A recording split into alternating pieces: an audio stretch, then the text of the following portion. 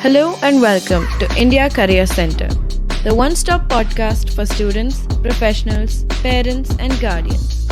In every episode, we will try to deal with a current topic that needs expert advice related to career guidance, and career mentoring. Please welcome your host, Dr. S.P. Mishra, to the show. And happy listening. Ladies and gentlemen, welcome to another episode on India Career Center. Today, I'm delighted to host one of the students from the University of Southampton, Vishnu Nair, who joins us from there. Will talk us through about his processes of how he actually went about choosing his career and what has been his lived experience in Southampton University. He has completed almost 9 months right now in Southampton, UK. So it would be nice to learn more about his career path so far and his experience there. So, Vishnu, thank you for joining us today from Southampton today. How are you? I'm great. Thank you. How about you? Excellent, excellent. So, Vishnu, we started talking to each other maybe about 3 years back when you were in the second year, I remember, of your Yes. engineering. Yes. So, talk us through your journey so far from those times till you landed in UK for your masters. So, take us through this briefly about your journey. Yeah. So, biomedical was basically in my 12th grade, I sort of had a thing for both medicine and engineering. And I was looking for something unique, as in, I wanted to do engineering as well. But at the same time, I wanted to contribute to the field of medicine. And yeah, so I went through many career prospects, and I found my undergrad present alumnus of Government Model Engineering College, which is based in Cochin. If you know, recently we had the COVID era, so biomedical literally it started booming, and that was when I realized that this was for me, and I decided to pursue my course in electronics and biomedical engineering from my college. After that, I considered uh, MSc biomedical engineering at the University of Southampton. So basically, this course aligned with my expectations, and I wanted to make an entry into the mechanical side as well, because my present university offers a mechanical overview of biomedical engineering as well, which is basically you have prosthetics, and which wasn't there in my undergrad, and I wanted to learn a bit more about that. So that was the present reason why I chose this program. Okay. So, you were earlier mentioning that while deciding about your postgraduate course, you had three different countries in mind. So, how was that decision-making process? How you finally chose University of Southampton? So basically, one was the US had really higher living costs, and I've sort of I've been to the UK and US before, and for me, on a personal note, I like the UK more.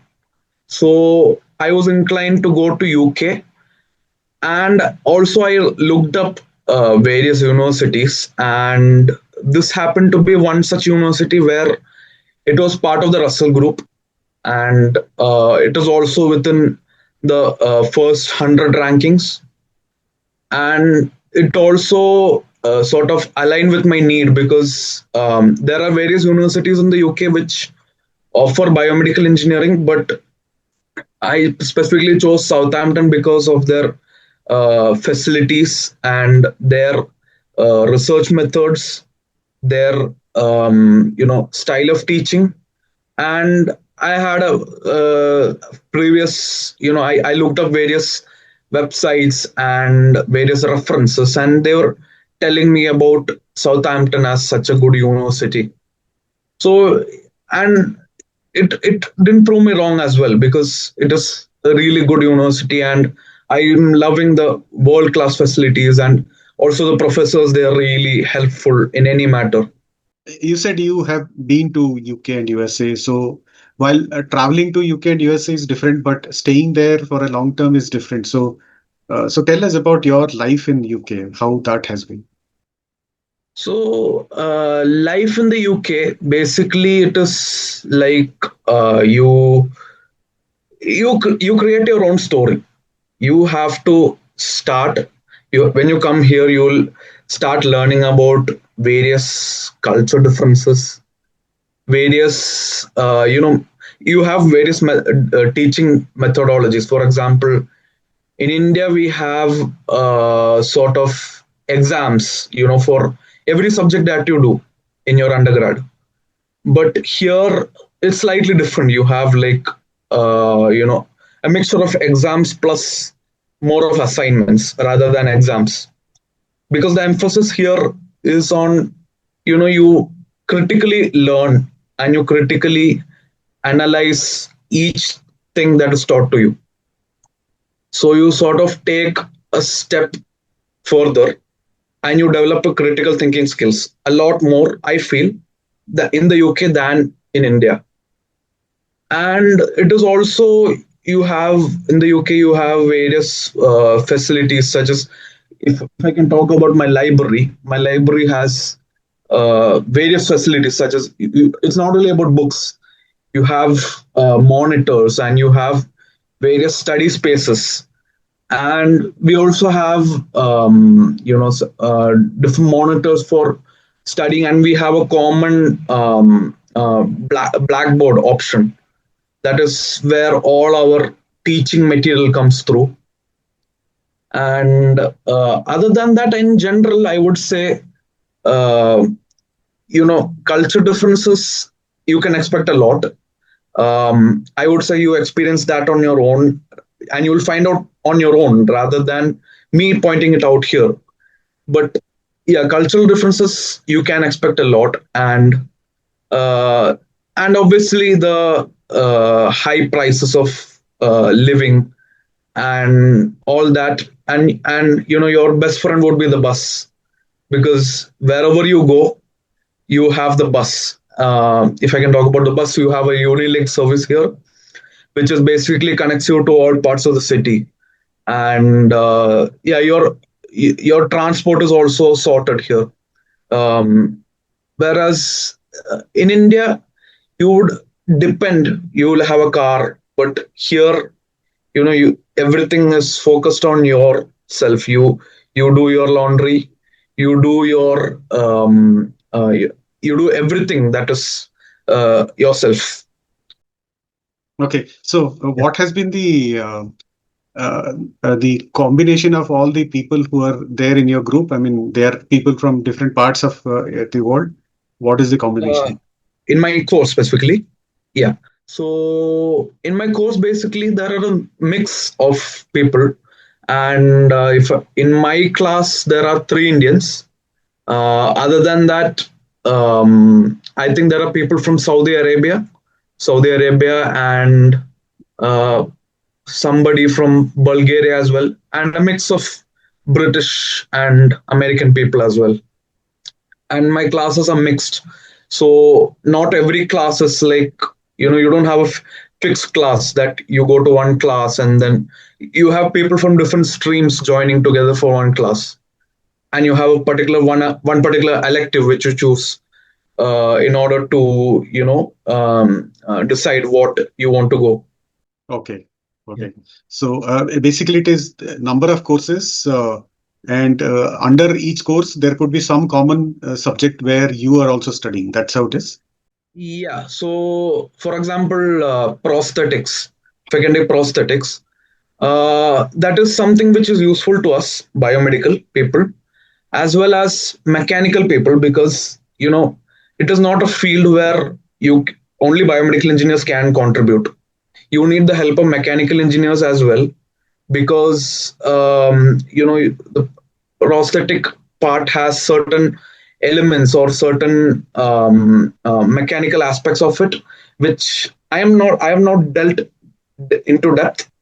But from the biomedical side of it, I can tell you that there are a lot of mechanical processes such as CAD, CAM, and various other softwares which are used to design the prosthetic device. And then you have to look at various forces that can impact.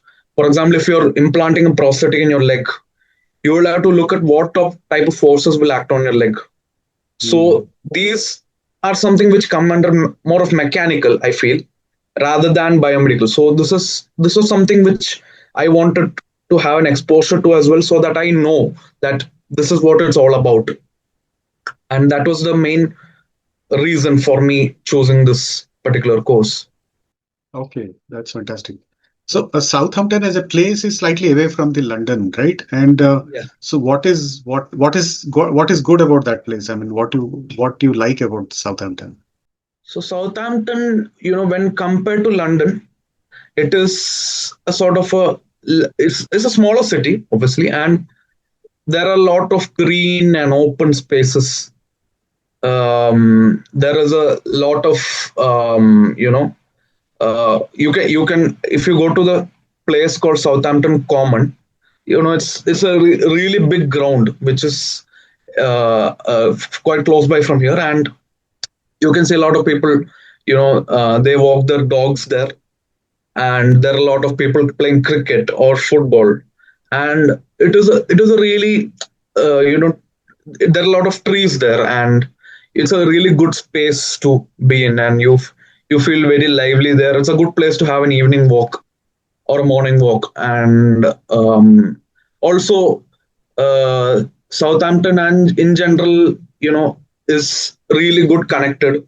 I had mentioned earlier about the Unilink buses, so it's really well connected, and it also has a relatively affordable cost of living than when you look at London or other cities such as Manchester. Okay. So when you arrived at Southampton, obviously it's a new place, so you start doing your own things. Those were the things which you probably knew about. But Yeah. was there anything which was like totally unexpected and something which was little more challenging than you expected, and what was your way to really solve it? If you talk about challenges, the first thing is when you come here, you have to set up your bank account. And if you go to the bank, there are a lot of people queuing up, because for a bank account here online you can do, but then it takes a lot more time. It takes roughly around 1.5 months, around the time when I came here, because international students, they were literally running around to open a bank account. And here HSBC is the most in demand bank where you would want to have a bank account. So HSBC in particular, there was a lot of lengthy queues, and I was in the first week. I went, and however early you go, there'll be a huge queue in the bank, in front of the bank. So it was a challenge. You have to go. I had to go at around 7 in the morning in order to secure a line at the queue, and yet I could not get a slot for opening the bank account, because you have various slots to open the bank account. So I had to wait, I think, roughly around 4 to 5 days in order to get the slot. And then I got the slot, and then things were easier from then on. Then I met the manager there, and yeah, it was then it was a relatively simple process. But this was one thing I felt was in particular a challenge. And then obviously new place, new people, uh, and new town. So you're sort of figuring out where your shopping has to be, where your laundry has to be, and where are your course mates, where are your classes, etc. The list goes on, but these are some of the basic challenges which I felt were there. In the recent times, there has been some update about the University of Southampton trying to open a campus in India. So I don't know Yeah. whether you are updated about it. Uh, Yes. but would They you might have, I mean, if you knew that Southampton is actually opening a campus in India by the time you were deciding, uh, the decision to go to UK would have been different for you, or do you think it is what it is? Uh, I mean, yeah. So currently, based on my knowledge, Southampton has opened a campus in Delhi, and but then that wouldn't suffice for me because biomedical engineering is not there in the Delhi campus. So, but I think for other, I'm not sure what the other streams are there, but for whatever streams that might be there, it might be a good choice for them to go and study in Delhi because if you're looking to especially work in India, it would really be helpful for you to study there, and you would not need to have the burden of international sort of expenses and the relocation and stuff like that. I mean, if I was given an option to choose between Delhi campus and the UK, I would say UK because the facilities here are much more, whereas Delhi campus is just coming up, and I'm looking for a sort of a relocation, as in newer opportunities, better growth. So, which is why I felt my moving to UK was important for me, and I also like the facilities here, and this is the original campus, so I preferred Southampton in Southampton more than Southampton in Delhi. yeah. Also, I think the cultural, the experience of international exposure and a cultural exposure that cannot Yes, be simulated in Delhi, isn't it? yes. That is very much true. In fact, I have a few people who, for example, if not, it's not Delhi, but there are a few people here in Dubai who have studied in UK-based campuses in Dubai. So they said that even though there might be international people, but it's mostly locals who come in, and you don't get that sort of international exposure and the sort of people you want to meet. You won't meet different types of people. That's definitely for sure. It can't be simulated in Delhi or in Dubai for that matter. Yeah, in fact, there are quite a few universities now lining up to Mhm. open campuses in India. So I'm not sure whether it's a great decision for India and by those universities also. So anyway, that's a Yeah. policy decision. So Yes. you were earlier mentioning about the teaching methodology and so on and so forth. Mhm. Obviously, it is different. It is more learning oriented and things like that. Yes. Yes. Would you like to add anything else with respect to how supportive the whole environment is, both in terms of the teaching and non-teaching, as well as the administrative people Mhm. who are in the university? Uh, how those experience has been in the campus? So, if you can talk about teaching, it is basically you have an independent learning mode here. It is sort of you more emphasis is on active participation than passive participation, because in India I felt active participation is a bit less when compared to the UK. In UK, you sort of you can express your ideas and you can challenge the professor regarding your ideas, or if you have any counter thoughts, you can express them freely. But in India, I believe people might tend to withhold because they might not be willing to challenge openly. And other than that, I would say obviously they have better teaching facilities. You have PPT based learning, uh, and the specific resources which are given to you, such as I'd mentioned about Blackboard. So this is a really good thing where you have all your notes and your recorded classes in one space. And regarding non-teaching stuff, you have the student hub, which is your primary point of contact. And you have any problem, you can call them, or you can just go to them. They'll aid you with anything, any matter. You just tell them, they will refer you to other places. So the student hub is like the primary point of contact, and you also have a PAT, which is a personal academic tutor. That is basically one faculty which is assigned to you just for your purpose. You can ask him anything related to the course, or you can ask him about visa related stuff. Anything in particular you can also ask him, and he will be your first mentor or guide, which will help you throughout the course.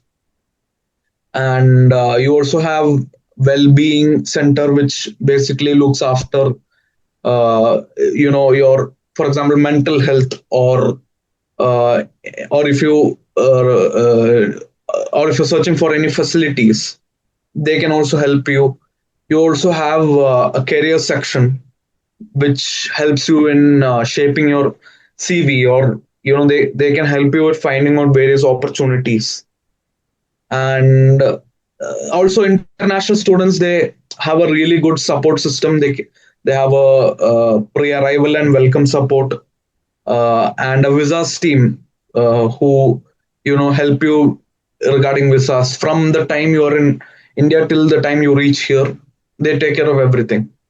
Okay, now moving on, what kind of career opportunities are available for your stream, the biomedical engineering graduates, Yes. both in the UK as well as overall Yeah. across the world? So it depends. Like there are many roles. You can choose R&D, for example. You can choose as an R&D design engineer, where you can go for design of various biomedical devices. You can also go into the sales and service, where you can look after customer relations and service, maintenance and repair of various biomedical devices. And the medical device industry in general has many well-known companies. For example, if I can name, there are Philips Healthcare, you got GE Healthcare, and Johnson and Johnson. These are some of the major recruiters, and also Siemens. These are some of the major recruiters which are currently present in the biomedical industry. And you can also go for clinical engineering roles in the NHS. Or if you look at India, for example, you have biomedical engineering role or clinical engineering role in the hospitals that you see. So they can help you, to get a direct core relationship with the biomedical engineering industry.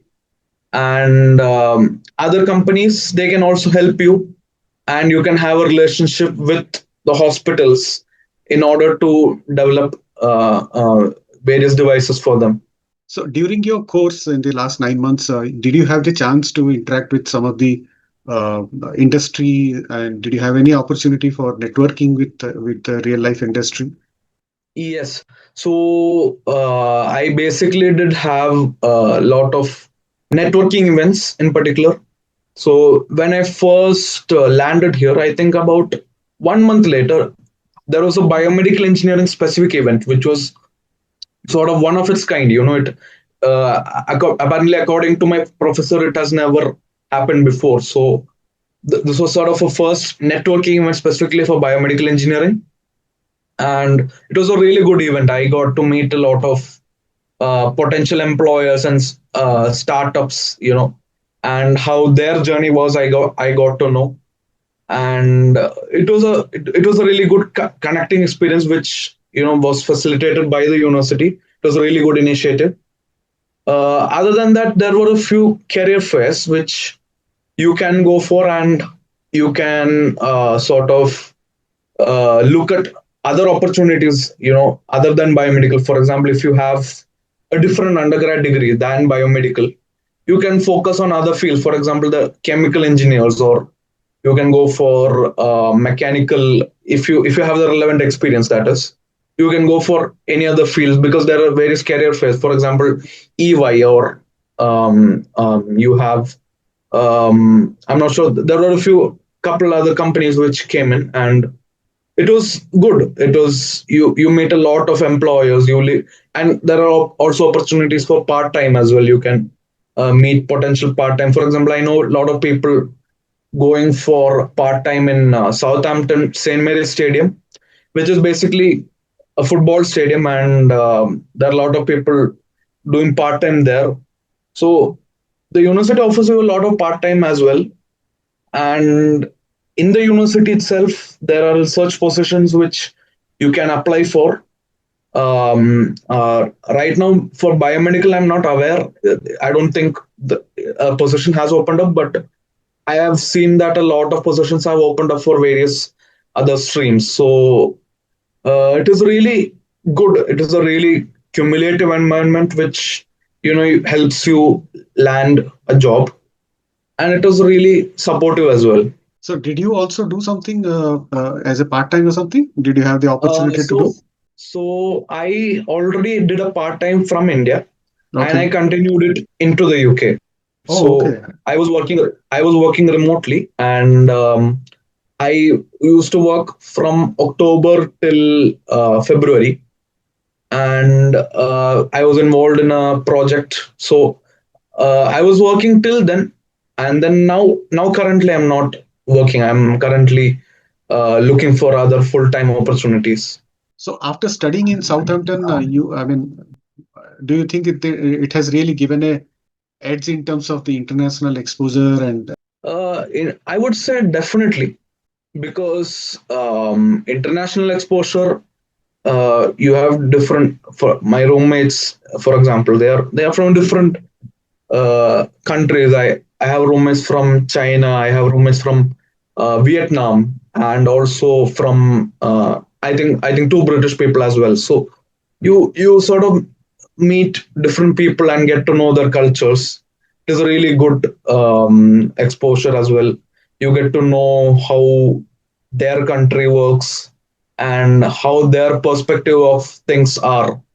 And education, in terms of educational experience and the way in which concepts are expressed to us, is really good, I feel. And we get to understand the information a lot more, and critical thinking is also encouraged. So you think out of the box. That is what you want. okay, now coming to the closing thoughts. So what would be your advice to somebody who is, let's say, aspiring to do a course, not just in biomedical, but in general, a course under Southampton University? So what are your suggestions or advice to youngsters? So I would say, when you start your research, thoroughly research your specific program. Go through every minor detail. Ensure that this curriculum matches your needs. Uh, ask yourself questions. This is what am I looking for? Ask yourself, and then find out. You will definitely find your answer, but it would need a lot of research. Check, definitely you should check entry requirements, and also, if you can sort of look at scholarships, it would be great, because you can save up on a lot of on fees. uh, Start the visa process early, I would say, because right now I believe there is a lot of backlog in the specifically in the high commissions, and I would say start it really, really early. Ensure that you have the visa in hand, at least I would say 1 month before your travel, and utilize, once you land here, utilize the various university resources, such as academic support, or the meet and greet support, and various other IT resources and networking events. This is what I would say in general, in if you're considering Southampton. Okay, that's very good. So, in terms of the final question is about in terms of the opportunities, what you see post your education. Mhm. I know the government of UK has suddenly changed the post-study duration and the post-study stays duration slightly less to 18 months now. But Mhm. despite all that, I think UK remains a very active and very friendly nation for India. Yes. Um, So, in general, how do you see in terms of the opportunities post your education with respect to either a short-term or a long-term engagement in UK related to your course? So I would say that in the UK currently, the job market is really, really tough because, like as you said, it has come down from 24 months to 18 months. So the window span or the span in which you can find your job is really, really less. So you have to apply to jobs as many as possible, and you have to start like really early. And I would say that opportunities are there. It is upon you to find it and tailor your CV according to the needs of the company. You should give them a reason why they should hire you. Everything should be pointed out in your CV, and you should acquire the necessary skills which the job market changes every day. So you need to acquire the skills as the job market demands. And with regards to my field, I would say that AI in particular is a really it's a really good inclusion in biomedical devices, and it can sort of automatize, or it can make your life easier. And robotic surgery is taking over the world really fast. So all these skills are transferable, and they need to be learned while you do your course. So don't wait for the professors to just teach you stuff. Do courses, do acquire skills that you might have never even heard of. For example, you would need not many of us know Microsoft Office skills. Um, as in, it is something which is really, really required, and not many of us emphasize it on our CV. But it is a really, really good skill, and trust me, it can land your job. It might be the one of the reasons why you would land a job. And other than that, I would say no coding, Python and MATLAB in general. And yeah, generally know your industry. It depends upon industry, and know your industry, know your job market, know your worth, and put it all into the template, into the CV. Okay, that's very well put. So Yeah, Vishnu, so wishing you a lot of success post your education in UK. Hopefully, thank you you. will be able to catch up, get into a good organization post your Thank education you. and do well. So Thank thank you you. for your time today, and Thank you. we'll catch you soon in some other time when you have some exposure about the industry on the job. So that would be Def- interesting to learn more about what's happening in your field. So thank you for your time. Definitely. And thank you so much for having me on your podcast.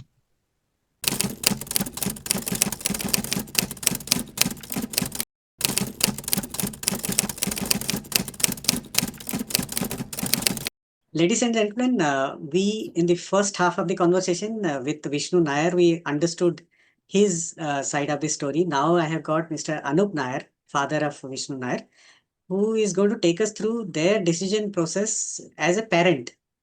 So to discuss that, please welcome Mr. Anup Nair to the show. Mr. Nair, thank you for your time today. Thank you for joining. Nice, Mr. SP. Always nice to join with you. Right. So I was trying to understand from Vishnu about why he took up the engineering course in biomedical science and so on and so forth. So I got a idea from his point of view. Now I remember meeting you and him in our Kochi office about 3 years back when he was in the first year of engineering. So what actually prompted you to start thinking about his higher education so early in his engineering career? What was the thought process? For every parent, the child's education is of high importance. We want our children to do very well in their career. So that's the first starting point. Was very clear about his selection of studies that he wanted biomedical engineering right from not for this itself, not for the MS itself, for the BTech itself.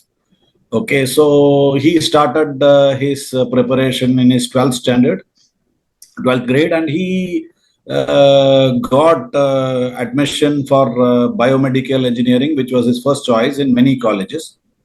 Like he got in SRM, he got in Vellore Institute of Technology, he got in Manipal Institute of Technology. After that, the Kerala government engineering entrance examination results came. So he qualified through that. So he got into the Kerala government model engineering college, which happened to be in my hometown also. So he benefited by staying with his grandparents and doing his undergraduate studies. So the point is, he was very clear that he wanted biomedical engineering. And as you know, biomedical engineering started gaining more and more prominence during the COVID period. For example, none of us knew about an oximeter at home before that, So those are the biomedical equipment started coming home for everybody. So it's an upcoming field and a lot of research going on. But in India, it's still a very, very nascent field. And the more advancements are there in some of the European countries like UK and Germany, and then of course in America. So I also did talk to some of my friends in medical circle, some of my friends in the engineering circle, and then came to know that that would be a wise decision to support him to acquire his master's from somewhere outside India after his graduation. Then what happened? I happened to meet you and your colleague, and that enlightened us further. That what is the scope in various countries and all those. So you all gave us a lot of information on the various universities in UK, and in the US, and how the education in US is different from that of UK and Germany and those things. So I just advised him to stay put with his BTech studies, concentrate fully on it. And then somewhere in between, we started again interacting with you and your team. Things started moving in that particular direction. Then came the why UK? Yeah. Why not US? Why not Germany? So first, let's talk about Germany. Germany, we understood that maybe we have to learn and prepare German as well. Some qualification German is required. Now in US, there are multiple universities, and the US the master's programs are about 2 years duration. So it takes more time. UK, though it is little intense and the fees is little higher in UK, but the per year fees, is higher in the UK than in the US, but the whole thing finishes in 1 year time. Okay, so and UK also, there were very good universities. So he started shortlisting basically between US and UK, like the universities of Dundee, University of Glasgow, University of Liverpool, and Bristol University, and things like that, thanks to your support. And then also University of Southampton. Now, then he did a lot of research and found that Southampton offers certain programs which are very much of his interest, some subjects which are of his interest. And then everything happened. There were a lot of coincidences after that. It will be very interesting to tell that. I was traveling to UK on one of my official programs. I happened to have a meeting in London. So he dials me and he says that as you're going to London, can you have a look at this university? So when he told this, I was in London. I had some of my British colleagues with me. So I asked all of them. They all said a very high opinion about this university because university which is established in 1853. So I took a car, I just drove down there. It's about 100 miles south of London. I stayed there overnight. I thought that, okay, next day morning I will go and meet the people in the university. But I thought, okay, I'll just take a round in the evening. To my surprise, when I went there, the student hub was open 24/7. The counselors are there 24/7, and that was the right time because at night the crowd was very less. So you take a token like you have the most modern places, and then you wait. They call you. So they started counseling me. They started explaining to me about the things. So then some of the doubts I knew that I may not be able to clear all the doubts. So I just took Vishnu also on a video call from there. So all our doubts could be cleared by these competent ladies sitting there. Fantastic. Okay. And that made us zero in on this particular university. Then we came back and we immediately paid the token fees. So this led to them offering him a provisional admission with a conditional offer letter, which indicated the fees and other things. And then we paid the first token fees, right? And during my visit, I just forgot to mention about this. During my visit, I went to the facilities, including the laboratories and including the department. Oh, that was very nice and slightly different from what we have in India. In India, biomedical engineering is usually a part of the electronics department. Here, it is a part of the mechanical engineering department. And I am a mechanical engineer by myself. So I felt a little bit more happy. And it's not because it is attached to mechanical engineering department. Also, it doesn't stop there. So they have links with the electronic department and also with the medical education department. So it's a holistic program, not like in some of the universities in India. It is not just part of another electronics. That's not the way. So I found that it was very good. And finally, we decided on this. So we did a very proactive preparation. So once this is done, we identified the steps involved and the dates on which the things need to fall in place. Okay. So, and also now we need to also look at the financial planning for this. So one day I happened to discuss with my branch manager of State Bank of India, where I have all my banking relations, including my loans and my salaries and everything. So he happened to advise me certain things very clearly. Number one, even if you are able to afford the fees, it's always better to go with a loan. He said very valid reasons, just not that he wanted to finance the loan. He said a couple of things. Number one, whatever you are paying for the students' fees, the interest for that is completely exempted from income tax. So it's not like your home loan exemption where you have a ceiling limit. Here, there's no limit. Okay. So whatever, so it's a very good scheme that the government is indirectly funding the child's education, or government is encouraging the parents to ensure that the child gets good education. Right? That's the number one point. Number 2 point, he also said one very interesting thing, which I'm sure will be of interest to the parents also. He said that if you finance and you give it, and after they graduate and they start getting good salaries, and youngsters, they just splurge it out. So instead of that, if they are given a commitment that, okay, the interest will be paid by the parent, and the loan is the principal is to be paid by the student.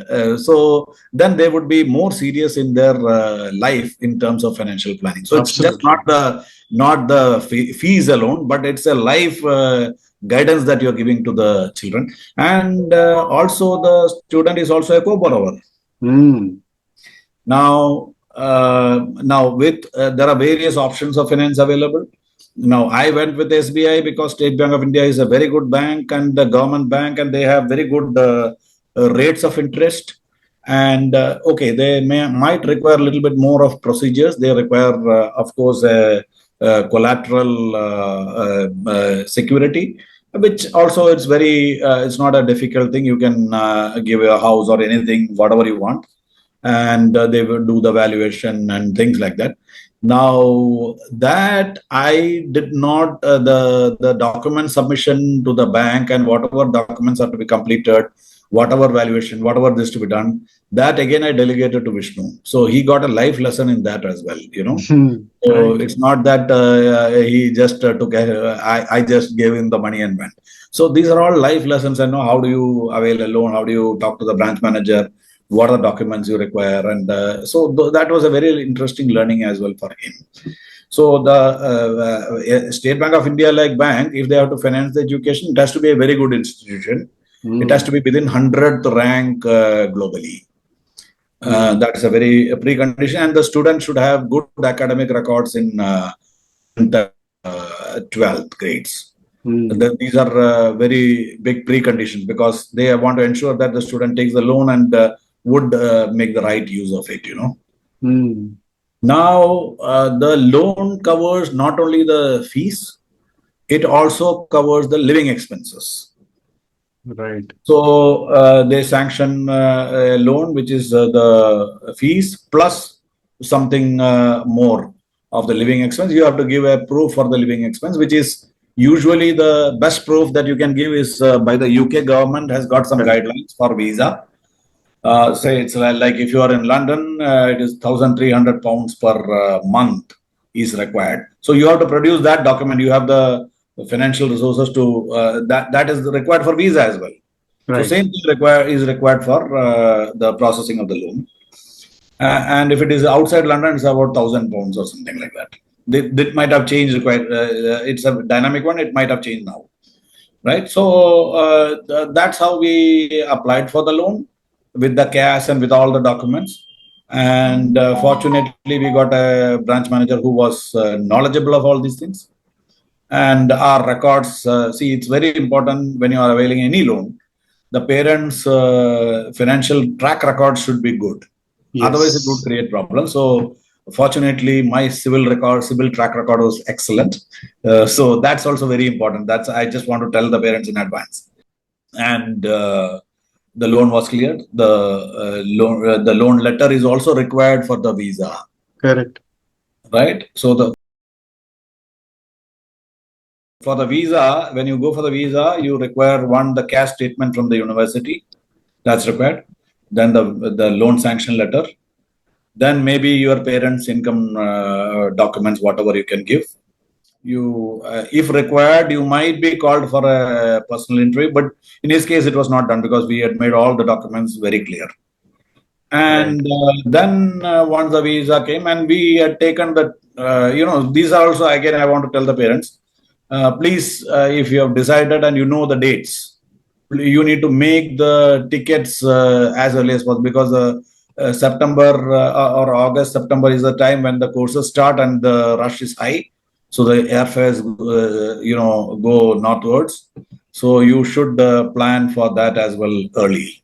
So earlier the better for that as well.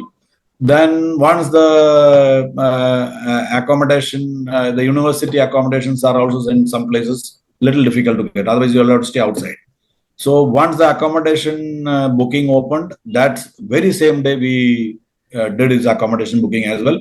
So he could get a good place within the university campus and where he can walk down in 5 minutes time to the university. So that happened because we booked it at the opening of the accommodation itself. So these are some very important tips that I think will. Yes, absolutely. No, you have actually very structurally covered all the points from the beginning. So that's fantastic. So I wish a lot of success to him and to you as a family. for his bright future, bright career ahead in Thank you. his Thank you very much. professional. Right. So thank you for all your Thank you very much. I'm wisdom. sure that you will keep guiding him in between also as a Of course, professional. of course, of course. I mean, once a mentor, always a mentor. Right. Good. Thank you. Okay. Thank you for your time today, and thank you for explaining everything. And it was not theoretical. It is something all of it you have done it yourself, so that's very important. So I'm sure a lot of parents who are looking at guiding their children for higher education outside India will benefit from this engagement. Thank you for your time. Thank you. Bye.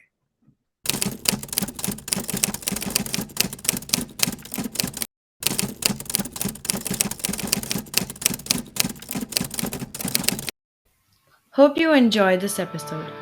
We sincerely wish you could take something from our conversation today and be able to apply it to your life in a positive way. We value your feedback. This can help us improve our future episodes. So share your thoughts to serve you better. If you want us to focus on a topic which you think is of importance, let us know. We will share our expertise in future episodes. So, see you soon with a new topic and help you in your career journey.